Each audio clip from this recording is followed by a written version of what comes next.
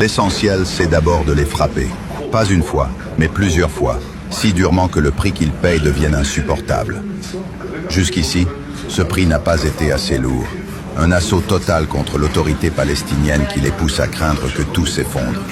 La peur les contraint. Mais attends, le monde va dire que nous sommes les agresseurs. Qu'ils disent ce qu'ils veulent. Tu n'as pas peur de ce qu'ils diront, Bibi?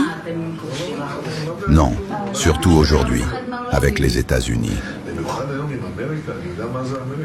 Je sais comment ils fonctionnent.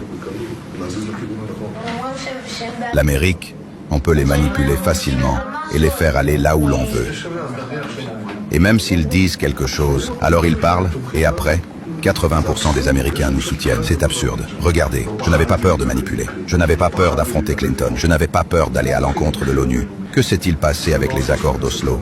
Des accords ratifiés par le Parlement. Là, avant les élections, on m'a demandé « Vous allez respecter les accords d'Oslo ?» J'ai répondu « Oui, sous condition de réciprocité et de retrait limité. » J'ai interprété les accords à ma manière, de façon à stopper le retour aux frontières d'avant 1967. Comment avons-nous fait? Personne n'avait défini ce qu'étaient les installations militaires. Alors je les ai considérées comme des zones de sécurité. Pour moi, toute la vallée du Jourdain est une installation militaire. Personne ne l'avait prévu. Oui, comme la vallée de Beït-Shin. Vous voyez ce que je veux dire? Mais ensuite, il restait la question. Qui allait définir ces installations militaires? J'ai reçu une lettre de Christopher, adressée à Arafat et à moi en même temps,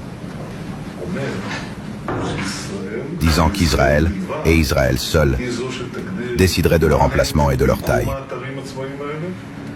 Il ne voulait pas me donner cette lettre. Alors j'ai refusé de ratifier les accords d'Hébron.